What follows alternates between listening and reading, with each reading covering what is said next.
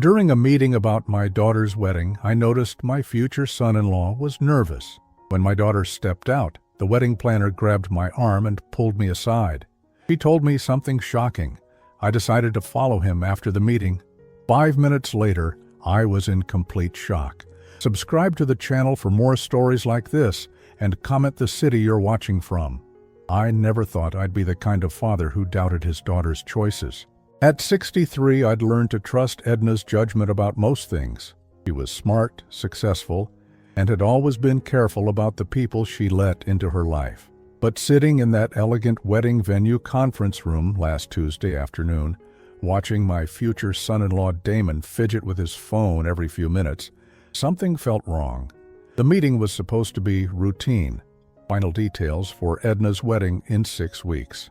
The florist was discussing centerpieces, the caterer was going over menu options, and our wedding planner, Mrs. Chen, was taking notes with her usual precision.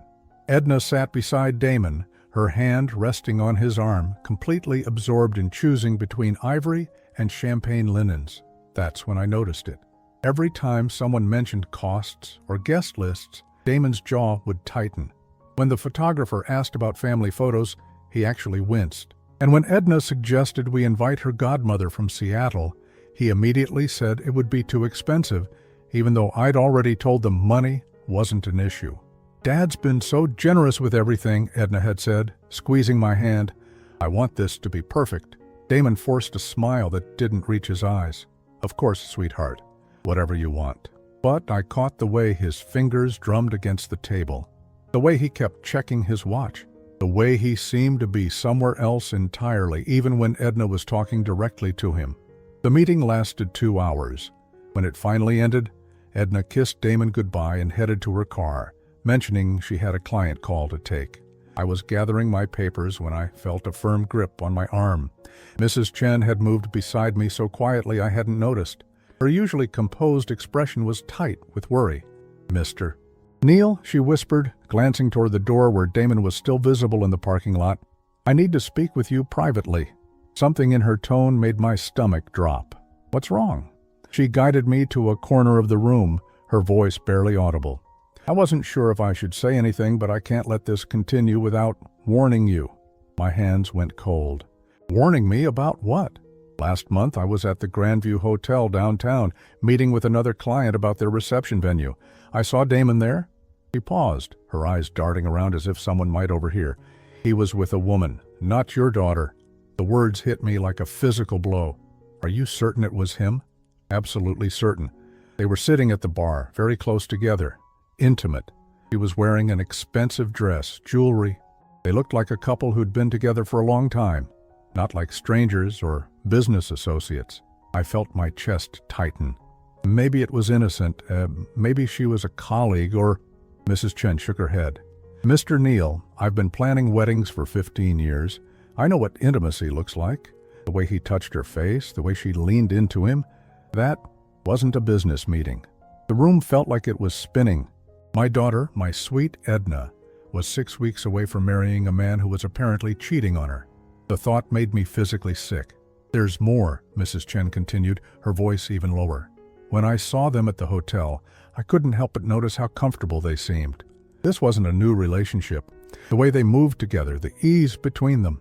I'd guess they've been seeing each other for quite some time." I had to sit down. The elegant conference chair felt like it might collapse under the weight of what I was hearing. "Why are you telling me this?" I managed to ask. "Because your daughter deserves better. Because I've seen too many brides get their hearts broken by men who don't deserve them. And because," she hesitated, "because Damon asked me very specific questions about your family's financial situation during our first meeting. Questions that had nothing to do with wedding planning." That detail hit me harder than anything else. Damon had been asking about money, about our assets. The pieces were starting to form a picture I didn't want to see.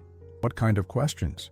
"About your business, your properties, what kind of inheritance Edna might expect." He framed it as wanting to understand how much you were comfortable spending on the wedding, but it felt like more than that. I thought about all the times Damon had steered conversations toward my investments, my retirement plans, the family cabin in Colorado that would someday go to Edna. I'd thought he was just interested in our family's future together. Now, I wondered if he was calculating something entirely different. Mrs. Chen checked her watch. "Mr. Neal, I know this is devastating news, but I felt you needed to know. That young woman at the hotel, she looked like someone who expected to be treated well. Someone who was used to expensive things." The implication was clear. Damon wasn't just cheating on my daughter, he was maintaining what looked like a serious relationship with another woman, possibly someone he was financially involved with. As Mrs. Chen packed up her materials, I made a decision that would change everything. I was going to follow Damon. I needed to see for myself what my daughter's fiancé was really doing when she wasn't around. 20 minutes later, I was sitting in my car outside Damon's office building, my hands shaking as I gripped the steering wheel. I'd never followed anyone before, never spied on anyone, but the thought of Edna walking down that aisle to a man who was betraying her made my chest burn with an anger I hadn't felt in decades. At exactly 5:15, Damon emerged from the building, but instead of heading toward his apartment, which was north of downtown, he turned south, toward the expensive part of the city where the Grandview Hotel sat like a monument to luxury. I followed at a distance, my heart pounding so hard I thought it might stop. Part of me hoped Mrs. Chen had been wrong, that there was an innocent explanation for what she'd seen. That hope died when I watched Damon pull into the valet parking at the Grandview Hotel and greet the attendant like an old friend. I sat in my car outside the Grandview Hotel for 3 hours that night, watching the entrance like a detective in some crime drama I never thought I'd be living. Damon didn't come out until almost 9 o'clock, and when he did, he wasn't alone.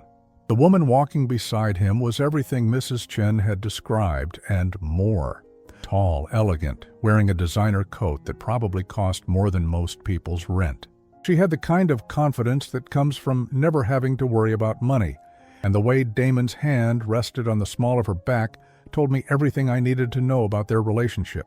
I watched them embrace beside a silver BMW before she drove away. Damon stood there for a long moment, checking his phone before getting into his own car. The smile on his face was nothing like the forced expressions I'd seen during our wedding planning meeting. That night, I barely slept. Every time I closed my eyes, I saw Edna's face, so radiant when she talked about her upcoming wedding, so trusting when she looked at Damon.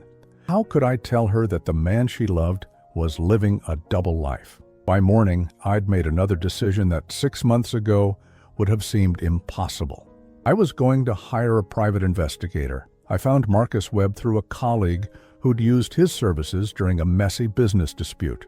Webb was in his 40s, former police detective, with a kind of no-nonsense attitude that made me believe he'd get to the truth quickly.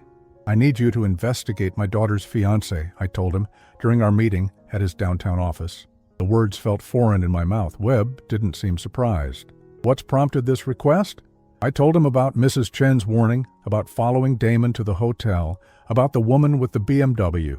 Webb took notes without judgment, asking practical questions about timelines and details. "How long have they been engaged?" he asked. 8 months. They're getting married in 5 weeks. "And when did you first meet him?" I thought back to that dinner last fall when Edna had brought Damon home for the first time. He'd been charming, attentive, asking thoughtful questions about my work and Edna's childhood. I'd been impressed by how he seemed to genuinely care about her happiness. About 10 months ago, Edna met him at a charity fundraiser downtown. Webb made another note. "I'll need some basic information. Full name, workplace, address, if you have it." As I provided Damon's details, Webb explained his process.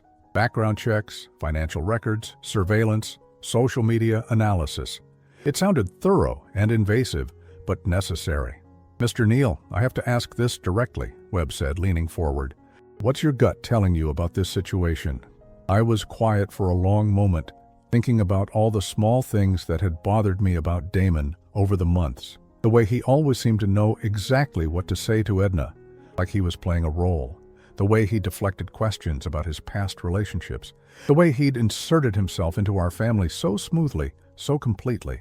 "My gut is telling me that my daughter is about to marry a stranger," I finally said. Webb nodded. "I'll have preliminary information for you within 48 hours, Full report within a week. Those 48 hours felt like 48 years.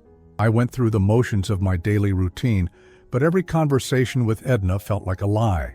When she called to tell me about the dress alterations, I forced enthusiasm into my voice. When she mentioned how excited Damon was about their honeymoon in Italy, I bit my tongue to keep from asking how he could afford such an expensive trip on his stated salary. The call from Webb came on Thursday morning. "We need to meet," he said. "What I found? It's not good." An hour later, I was back in his office, staring at a file folder that contained my worst fears confirmed. Damon Phillips has been in a relationship with a woman named Victoria Ashford for over 2 years, Webb began, pulling out a series of photographs. She's the daughter of Robert Ashford, who owns a chain of luxury car dealerships. Very wealthy family.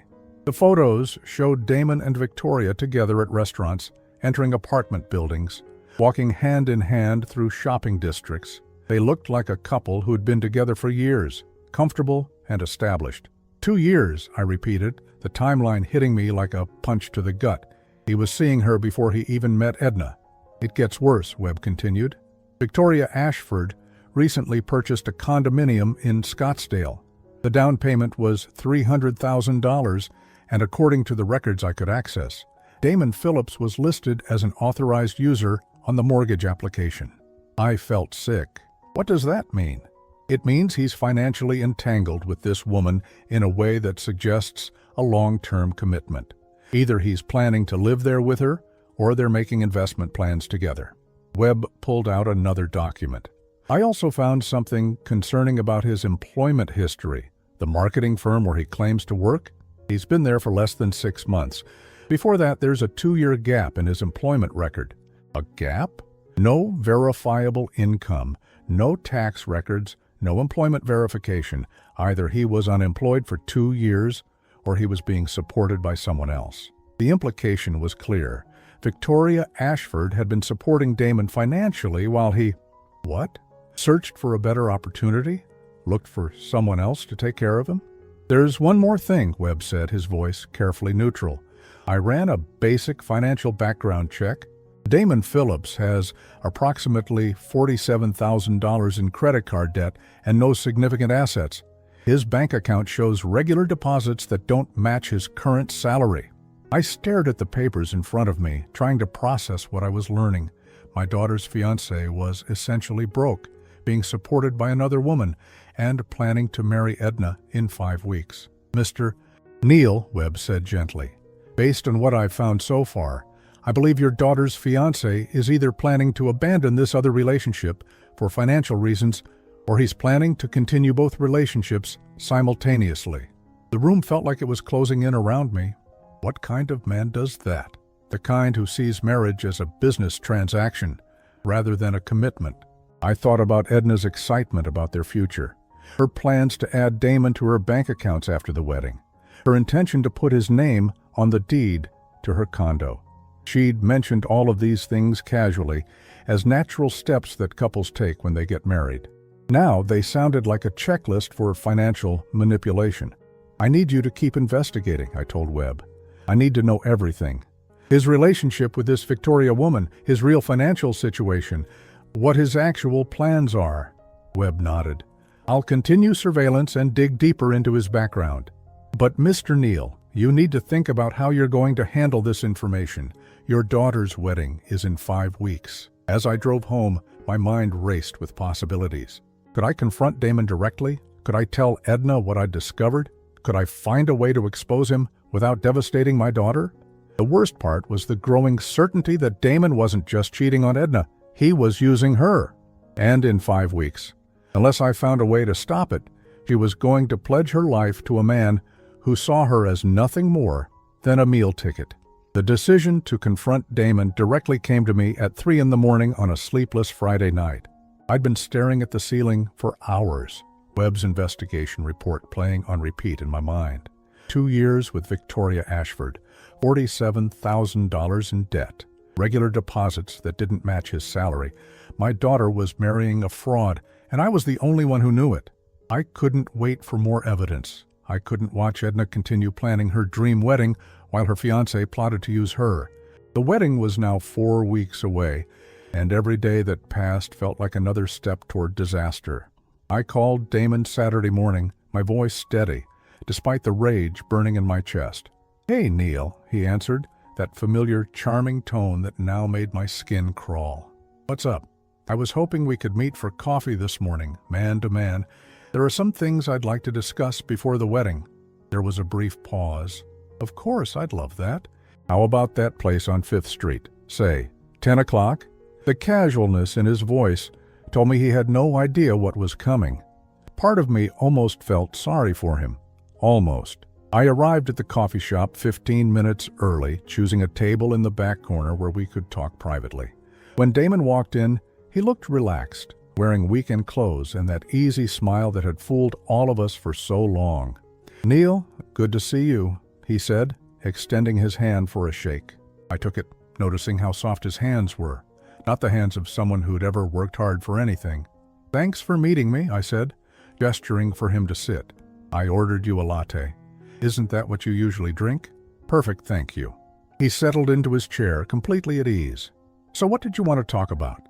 Last-minute wedding jitters? I have to admit, I'm getting a little nervous myself."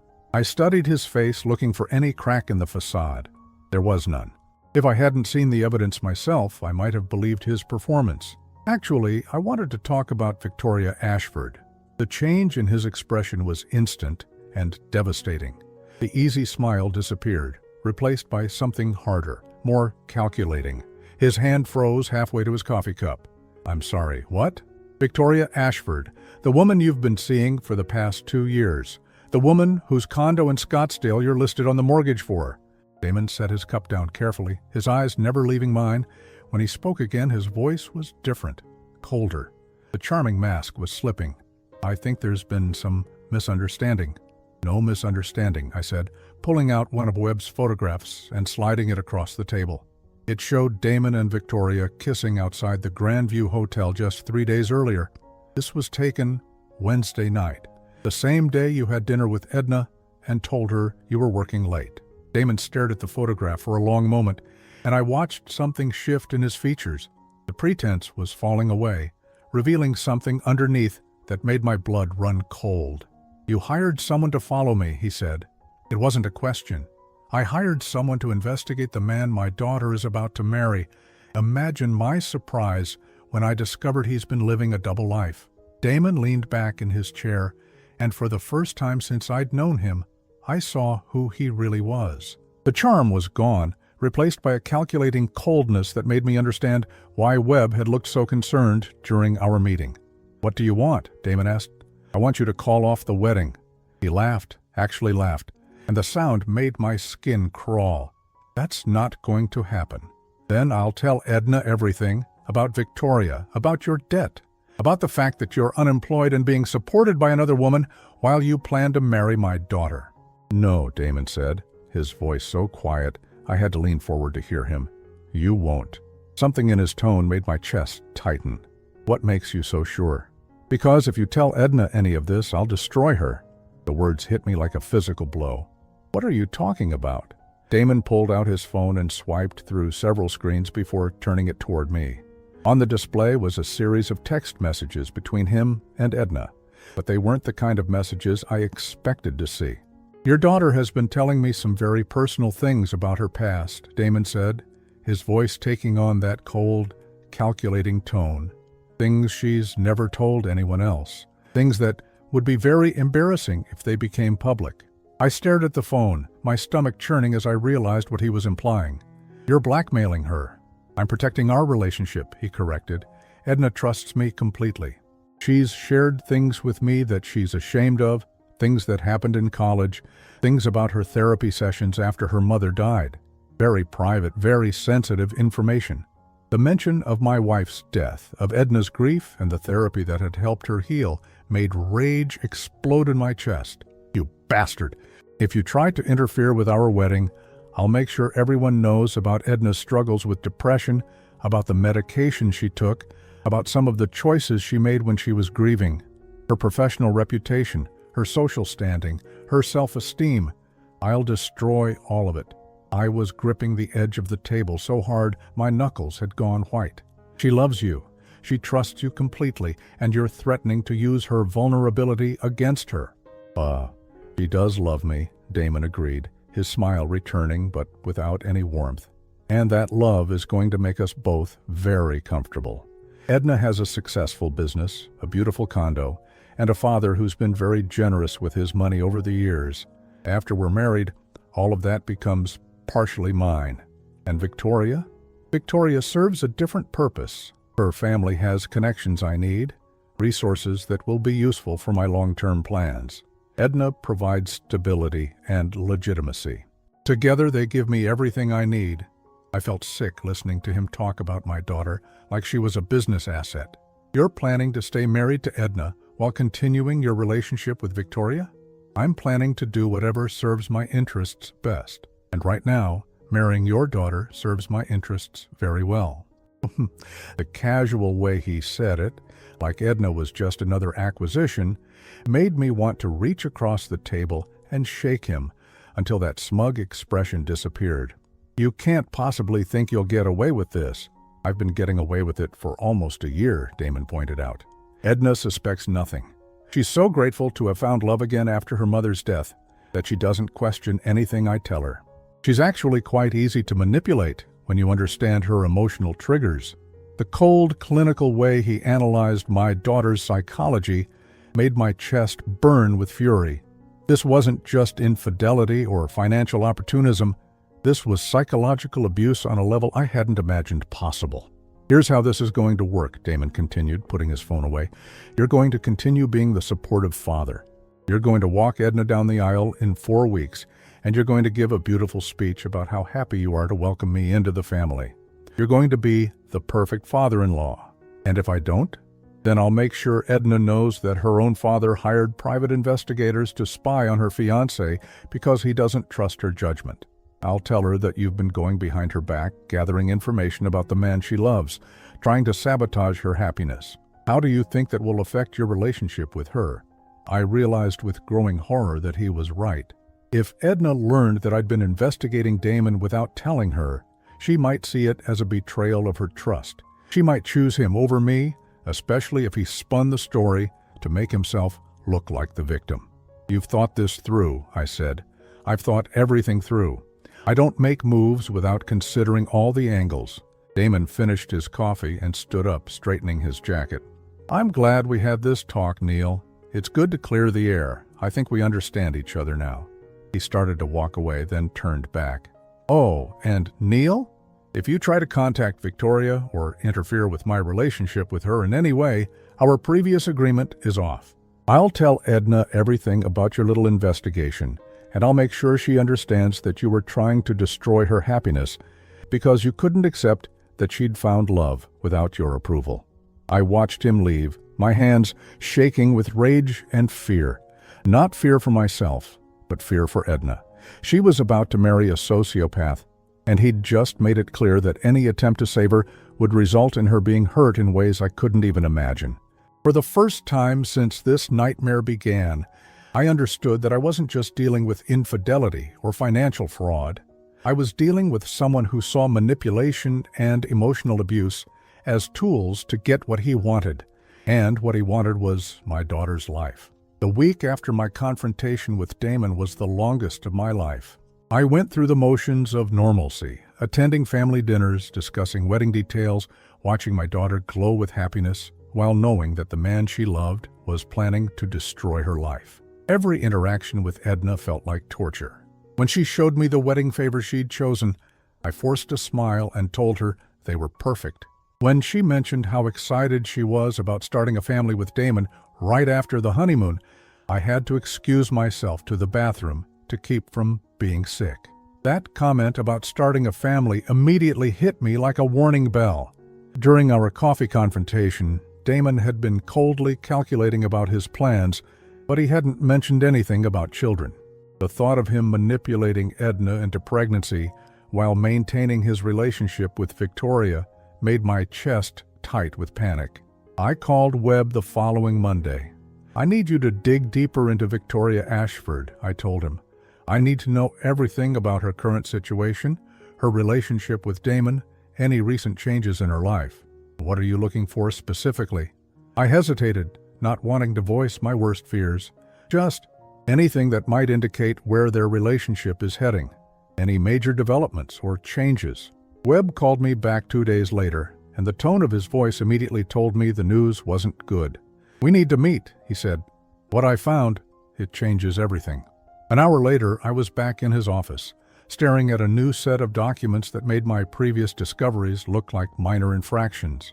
"Victoria Ashford is pregnant," Webb said without preamble. About 12 weeks along, based on medical records I was able to access through a contact at her doctor's office. The words hit me like a sledgehammer. Pregnant. It gets worse. I found evidence that she and Damon have been looking at houses together, not condos or apartments, houses, in the $500,000 to $700,000 range. I felt the room spinning around me. He's planning to leave Edna. More than that. Based on what I've discovered, I believe he's planning to take as much of her money as possible before he leaves. Webb pulled out another document. I've been monitoring his financial activity. 3 days ago, he opened a new bank account. Yesterday, he applied for a credit card using Edna as a reference and listing her income as household income. But they're not married yet. Exactly. He's already starting to position himself to access her financial resources. I also found something else. Webb's expression grew even more serious. He's been researching divorce laws in this state, specifically focusing on asset division and spousal support. The implication was staggering. He's planning to marry Edna, take what he can, and then divorce her. That's what the evidence suggests. He'll marry her, get access to her accounts, possibly convince her to make some major financial decisions that benefit him, and then leave her for Victoria and their child. What thoughts? I thought about Edna's plans to add Damon to her business accounts after the wedding, her intention to refinance her condo and add his name to the deed, her excitement about combining their finances. Every decision she was planning to make would give him legal access to her money. "There's something else," Webb continued. "I've been tracking his communication patterns. He's been much more active with Victoria over the past 2 weeks. Longer phone calls, more frequent meetings. Yesterday, I followed him to a jewelry store. My blood went cold." "What kind of jewelry store?" "The expensive kind. He spent 45 minutes there and left with a small bag, the kind of bag that usually contains an engagement ring." I stared at Webb, trying to process what he was telling me. He's going to propose to Victoria. It appears that way, and based on the timeline, I believe he's planning to do it right after he marries your daughter. The scope of Damon's manipulation was breathtaking. He wasn't just cheating on Edna or using her for money. He was planning to marry her, drain her financially, and then propose to his pregnant girlfriend while still legally married to my daughter. "How long do you think he's been planning this?" I asked. "Based on what I've uncovered, I'd say this has been his intention from the beginning. The timeline fits too perfectly to be coincidental. He meets your daughter at a charity event where he would have learned about her business and financial status. He pursues her quickly, but not so quickly that it seems suspicious. He becomes engaged after exactly the right amount of time to seem genuine, but not so long that he risks her discovering his other relationship." Webb pulled out a calendar and pointed to specific dates. "Look at this pattern. Every major milestone in his relationship with Edna corresponds with significant developments in his relationship with Victoria. When he moved in with Edna part-time, Victoria signed a lease on a larger apartment. When he proposed to Edna, Victoria's family started including him in business discussions. It's all coordinated." I felt sick thinking about how carefully Damon had orchestrated every aspect of this deception. What about the pregnancy? Was that planned too? Based on the timeline, Victoria got pregnant right around the time Damon and Edna set their wedding date.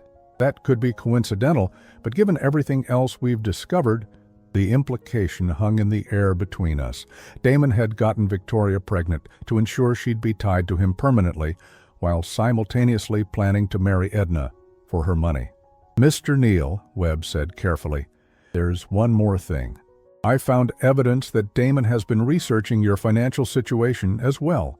Your business, your retirement accounts, your property holdings. He knows exactly how much your family is worth. That revelation made everything click into place. Damon wasn't just planning to use Edna's money, he was positioning himself to eventually access my wealth as well, probably through inheritance or family gifts. He's been playing a long game, I said, more to myself than to Webb. A very long game. And based on what I've observed, he's good at it. He's patient, methodical, and completely ruthless. He's also very careful to maintain his emotional manipulation of your daughter. He genuinely believes he loves her.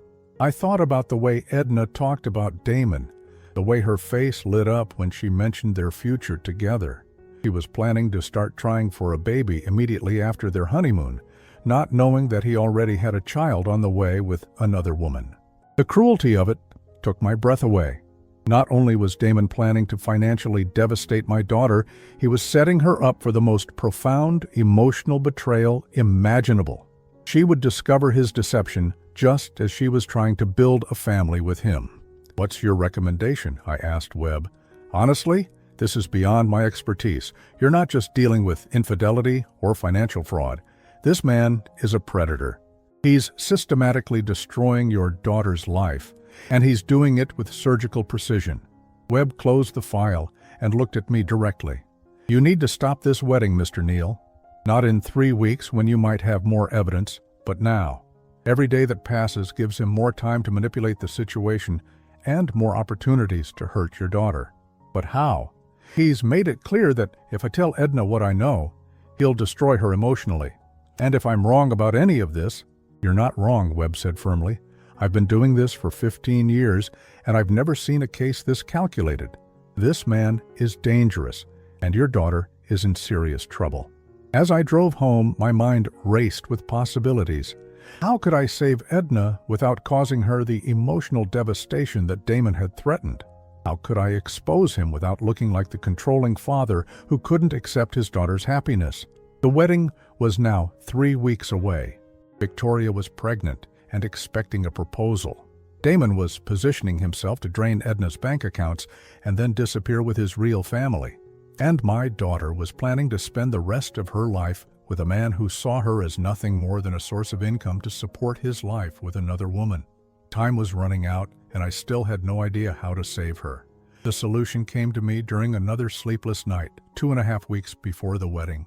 I'd been lying awake thinking about everything Webb had discovered, replaying my confrontation with Damon, when something Mrs. Chen had said during our first conversation suddenly made perfect sense. She'd seen Damon and Victoria together at the Grandview Hotel, but more importantly, she'd said they looked like a couple who'd been together for a long time. Comfortable, established. If I could create a situation where Edna saw them together naturally, without my involvement being obvious, maybe she could discover the truth herself. The idea was risky, but it was better than any alternative I'd considered. Damon had made it clear that any direct confrontation from me would result in him emotionally destroying Edna, but if she discovered his betrayal on her own, he'd have no reason to follow through on his threats. I called Webb the next morning. "I need you to find out Victoria's schedule," I told him. "I need to know when and where she and Damon meet regularly." "What are you planning?" "I'm going to create an opportunity for Edna to see them together, but it has to look completely coincidental." Webb was quiet for a moment. "That's actually not a bad idea. If your daughter discovers the relationship herself, rather than being told about it, she's more likely to trust what she's seeing." "Exactly. Damon can't manipulate her perception of something she witnesses firsthand. I'll get you their schedule. But Mr. Neal, you need to be very careful about how you orchestrate this. If Damon suspects you're involved, he'll find a way to explain it away, or turn it against you." Over the next few days, Webb provided me with detailed information about Damon and Victoria's routine. They met every Tuesday and Thursday evening at the Grandview Hotel bar. They had lunch together most Saturdays at a restaurant called Meridian, which was only 6 blocks from Edna's favorite shopping district, and every Sunday afternoon they walked together in Riverside Park, usually around 2 o'clock. The park seemed like the best option. It was public, casual, and the kind of place where an accidental encounter would seem natural. More importantly, it was where Edna and I used to go when she was younger. If I could convince her to meet me there for a walk and if the timing worked out right. But first, I needed to handle Mrs. Chen. I called her on Wednesday morning and asked if we could meet for coffee. She agreed immediately, probably sensing that I had news about the situation she'd brought to my attention. "I need your help," I told her, when we sat down at the same coffee shop where I'd confronted Damon. "But what I'm asking you to do could be risky." Mrs. Chen leaned forward, her expression serious. "What do you need?" I told her about Webb's investigation, about the confrontation with Damon, and about Victoria's pregnancy. I watched her face grow pale as I explained the scope of Damon's deception. "That poor girl," she whispered when I finished. "She has no idea what she's walking into. I have a plan to help her discover the truth herself, but I need your assistance to make it work." I explained my idea about orchestrating an encounter at the park. Mrs. Chen listened carefully, asking practical questions about timing and logistics. "The risk," I said, "is that if Damon figures out you're involved, he might try to retaliate against your business. He's already threatened to destroy Edna emotionally if I interfere. I don't know what he might do to you." Mrs. Chen was quiet for a long moment, considering. Then she straightened her shoulders with a determination that reminded me why I'd trusted her in the first place. "Mr. Neal, I've been planning weddings for 15 years. I've seen brides marry men who were wrong for them, and I've watched those marriages fall apart in devastating ways. But I've never encountered anything like this. This man isn't just wrong for your daughter. He's dangerous." She pulled out her phone and started scrolling through her calendar. "What do you need me to do?" The plan we developed was simple, but required precise timing. Mrs. Chen would call Edna on Saturday morning with a wedding emergency that required them to meet at a bridal shop near Riverside Park. The emergency would be resolved quickly, leaving Edna with free time in the area. I would then call Edna and suggest we take a walk in the park, just like we used to when she was younger. Meanwhile, Webb would monitor Damon and Victoria's usual Sunday routine to confirm they'd be at the park at 2 o'clock. If everything went according to plan, Edna would see them together during what was supposed to be a nostalgic father-daughter walk. "What if she doesn't want to go to the park?" Mrs. Chen asked. "She will," I said, with more confidence than I felt. "She's been stressed about the wedding planning, and she's always loved that park. If I frame it as wanting to spend some quiet time with her before she gets married, she won't refuse. And what if they don't show up at the park that day? Then we try again the following week. But according to Webb, they've been there every Sunday for the past 6 weeks. It's part of their routine." Mrs. Chen nodded, then hesitated. "Mr. Neal, what if seeing them together doesn't convince her? What if she finds a way to rationalize what she sees?" That was the question that had been keeping me awake at night. Edna loved Damon completely, trusted him absolutely. Even if she saw him with Victoria, she might find a way to explain it away, especially if Damon was prepared with a convincing story. "Then at least I'll have tried," I said, "and maybe it will plant a seed of doubt that will help her see other signs I've missed." Saturday morning arrived with perfect weather. Clear skies, mild temperature, the kind of day that made spending time outdoors feel natural rather than forced. Mrs. Chen called Edna at exactly 9 o'clock with a fabricated crisis about the wedding dress alterations. I waited 2 hours before calling Edna myself, giving her time to resolve the fake emergency and settle into the idea of having free time in that part of the city. "Hey, Dad," she answered, and I could hear the relief in her voice. "I just finished dealing with a dress crisis, but everything's fine now." "I'm glad to hear it. Are you still downtown?" "Yeah, I'm actually near Riverside Park. Why?" "Perfect. I was wondering if you'd like to take a walk with your old dad. It's been a while since we spent time together, just the two of us." There was a pause, and for a moment I worried she might decline. Then she laughed, and the sound made my chest ache with how much I loved her. "That sounds wonderful, Dad. I could use some air and some time with you. Meet me at the main entrance in 20 minutes? I'll be there." The 20-minute drive to the park felt like 20 hours. My hands were shaking as I gripped the steering wheel, and I had to keep reminding myself to breathe normally. Everything depended on the next hour going exactly right. Webb had confirmed that morning that Damon and Victoria were following their usual routine. They'd had lunch at Meridian, and Webb was currently following them as they made their way toward the park. I arrived at the entrance 5 minutes early and found Edna already waiting for me. She looked beautiful and relaxed, wearing jeans and a light sweater, her hair pulled back in a casual ponytail. For a moment, seeing her like that, I almost convinced myself to call off the whole plan. She looked so happy, so content with her life. Then I remembered Victoria's pregnancy, Damon's research into divorce laws, and his cold calculation during our confrontation. My daughter deserved to know the truth, no matter how much it might hurt initially. "This is nice," Edna said, as we started walking down the main path. "I haven't been here in years." "You used to love this place when you were little," I said, trying to keep my voice casual, despite the anxiety eating at my stomach. "Remember how you'd always want to feed the ducks by the pond?" "I remember. You'd pack those little bags of breadcrumbs, and I'd spend an hour trying to get the shy ducks to come close enough to eat from my hand." We walked in comfortable silence for a few minutes, heading toward the area where Webb had told me Damon and Victoria usually spent their Sunday afternoons. My phone buzzed with a text from Webb. "They're heading to the pond area now, ETA 5 minutes. "Dad, is everything okay?" Edna asked, noticing my distraction. "You seem nervous about something." "Just thinking about how fast time goes by," I said, which was true enough.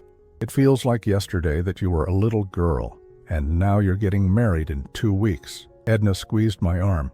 "I know this wedding has been stressful for you. All the planning, all the expenses. I hope you know how much it means to me that you've been so supportive." The irony of her words made my throat tight. If my plan worked, she'd discover in the next few minutes that the wedding she was so excited about was based on a lie. We rounded a bend in the path, and I saw them before Edna did.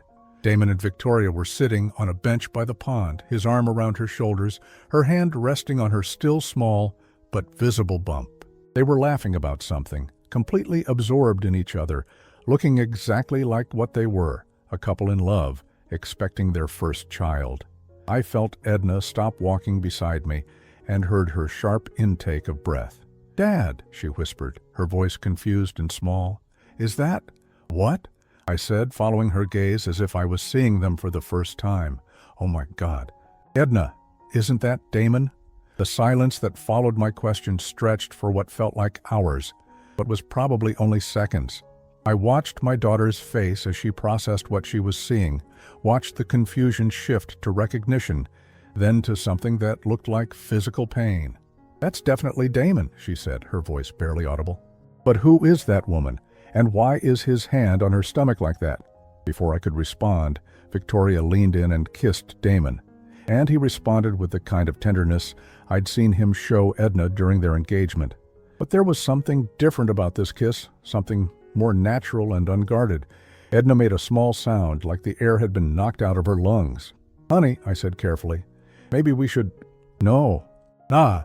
Her voice was stronger now, filled with a determination I recognized from her childhood. "I need to see this." We stood there for 10 more minutes, hidden partially by a large oak tree, watching my daughter's fiancé with another woman. They talked animatedly, his hand never leaving her pregnant belly. At one point, Victoria pulled out what looked like an ultrasound photo, and Damon studied it with an expression of wonder and joy I'd never seen him show about anything related to Edna. When Victoria stood up to throw away their coffee cups, I could clearly see the curve of her pregnancy. She was definitely showing, which meant she was well into her second trimester. The timeline made it impossible for this to be a recent development. "She's pregnant," Edna whispered, stating the obvious, because she needed to hear herself say it. "It appears that way. And he's there." She couldn't finish the sentence. "They look like they're together, yes." Edna's breathing became rapid and shallow. For a moment, I thought she might hyperventilate. But then something in her expression changed. The shock and pain were still there, but they were joined by something else. Anger. "How long do you think this has been going on?" she asked, her voice taking on an edge I'd rarely heard. "I don't know, sweetheart, but based on how comfortable they seem together and how far along she appears to be, it's been a while." We watched as Damon helped Victoria to her feet, his hand protectively on her lower back. They walked away from the pond area, heading toward the park's main entrance, completely unaware that they'd just destroyed my daughter's world. "I need to go home," Edna said suddenly. "I need to think." "You want me to drive you?" "No. I drove myself here. I need to be alone right now." I watched her walk away, her shoulders straight, but her stride unsteady, and my heart broke for her. But underneath the pain, I felt something I hadn't expected: relief. She'd seen the truth with her own eyes. Whatever happened next, she wouldn't be walking down that aisle to marry a man who was planning to destroy her life. I called Webb as soon as Edna was out of sight. "It worked," I told him. "She saw them together." "How did she react?" "She's hurt, obviously, but she's also angry, and Edna's always been stronger when she's angry than when she's sad." "What's your next move?" "I wait. I let her process what she saw, and I hope she comes to me when she's ready to talk." The call came at 11 o'clock that night. I'd been sitting in my living room, staring at my phone, willing it to ring. "Dad," Edna's voice was hoarse, like she'd been crying for hours. "Can you come over? I need to talk to you." "I'll be right there." I found her on her couch, surrounded by tissues, her laptop open in front of her. Her eyes were red and swollen, but there was a steel in her expression that told me she'd been doing more than just crying. "I've been doing research," she said without preamble, "about that woman we saw with Damon." I sat down carefully, not sure how much I should reveal about what I already knew. "Her name is Victoria Ashford," Edna continued. "She's the daughter of Robert Ashford, who owns Ashford Luxury Motors. And based on what I could find online, she and Damon have been photographed together at various social events over the past 2 years. My heart ached for her, having to discover her fiancé's betrayal through internet searches and social media posts. 2 years, Dad? He's been with her for 2 years, which means he was seeing her before he even met me. Edna, there's more." She turned her laptop toward me, showing me a society page photo from 6 months earlier. Damon and Victoria at a charity gala, looking very much like an established couple. This was taken 3 months after he proposed to me. I stared at the photo, seeing the ease between them, the way Victoria's hand rested possessively on Damon's chest. "I'm such an idiot," Edna said, fresh tears starting to fall. "How did I not see this? How did I let myself be so completely fooled?" "You're not an idiot," I said firmly. "You trusted someone you loved. That doesn't make you foolish, it makes you human. But there were signs, weren't there? Things I should have noticed?" I thought about all the red flags I'd observed. Damon's evasiveness about his past, his focus on our family's financial situation, the way he seemed to be performing rather than genuinely engaging. But I also remembered how charming he could be, how attentive he was to Edna when it served his purposes. "Maybe," I said carefully, "but that doesn't mean you should have seen them. People like Damon are skilled at deception." Edna closed her laptop and looked at me directly. "You knew, didn't you?" The question hung between us, loaded with potential consequences. I could lie, let her believe that today's discovery was as much a shock to me as it was to her. Or I could tell her the truth and risk her feeling betrayed by my secrecy. "I suspected something was wrong," I said finally. "Mrs. Chen, our wedding planner, saw Damon with another woman and told me about it. I hired an investigator to look into it." Edna's eyes widened. "You hired an investigator?" "I was trying to protect you, but when I confronted Damon about it, he threatened to... He said he'd hurt you if I told you what I'd discovered." "Hurt me how?"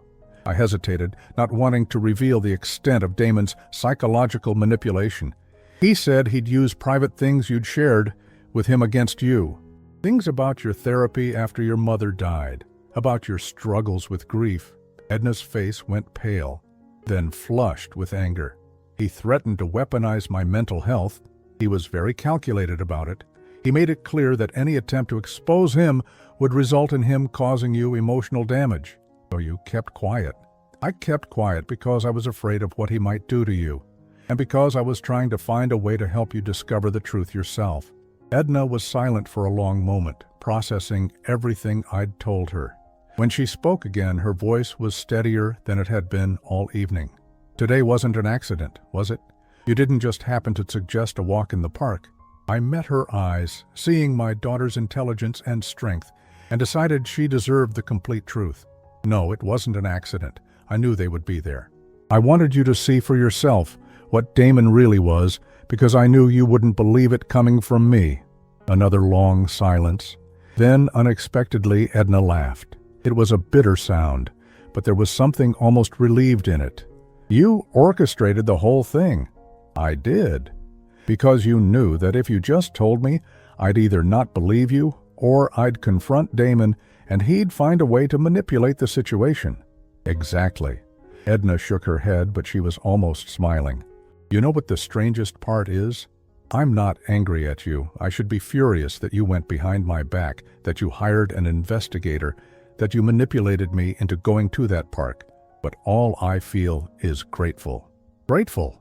Grateful that someone was looking out for me when I was too blind to see what was happening. Grateful that you saved me from making the biggest mistake of my life. The relief that flooded through me was overwhelming. I was terrified that you'd hate me for interfering. 2 weeks ago I might have, but after what I saw today, after doing my own research tonight, Dad, I was about to marry a sociopath, a man who was planning to use me and then discard me for another woman and their child."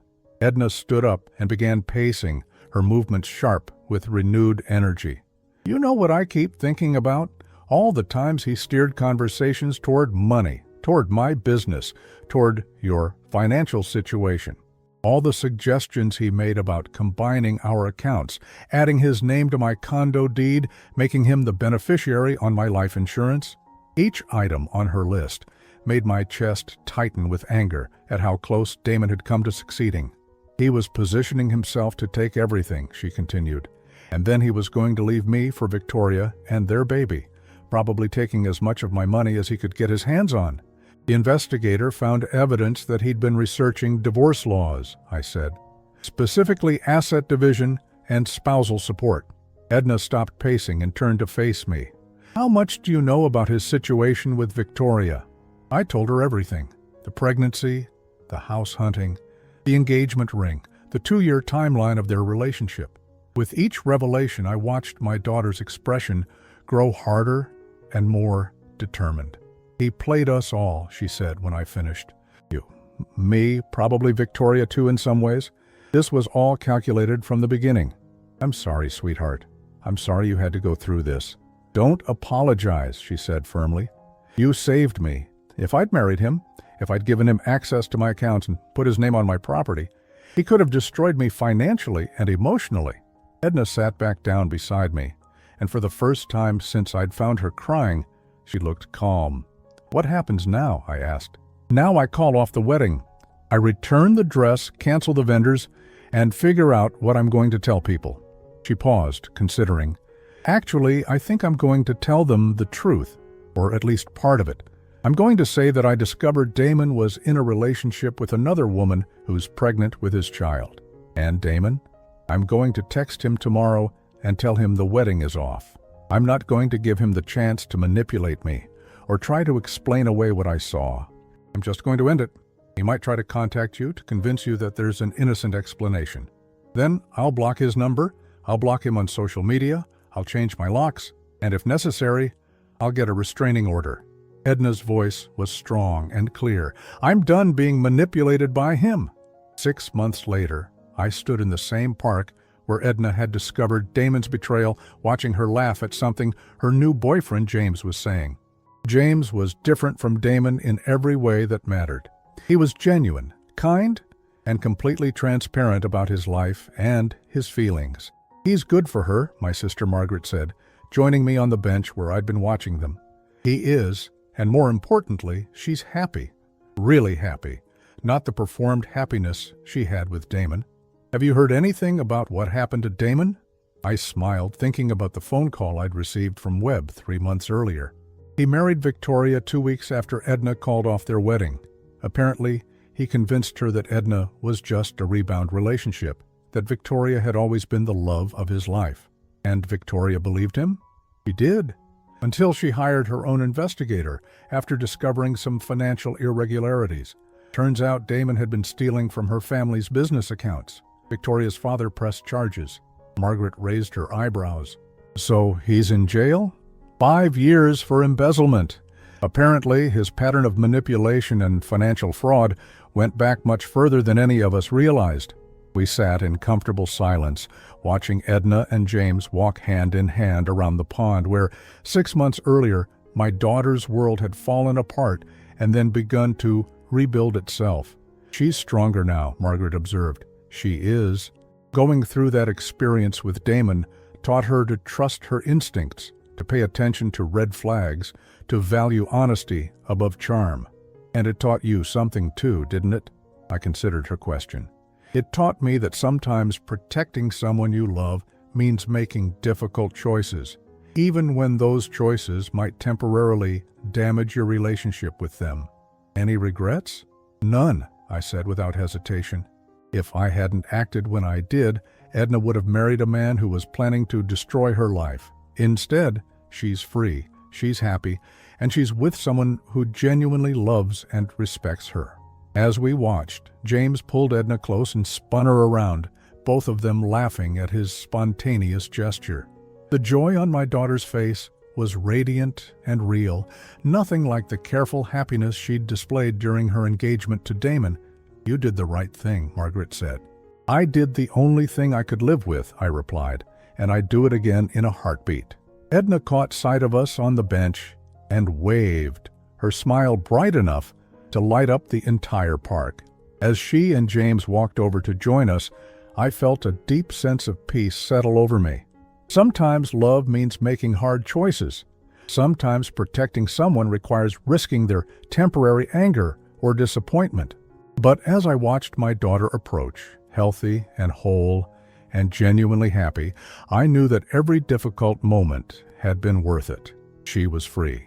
And that freedom had given her the chance to find real love, the kind that didn't require manipulation or deception, the kind that made her stronger rather than smaller. It was everything I'd ever wanted for her.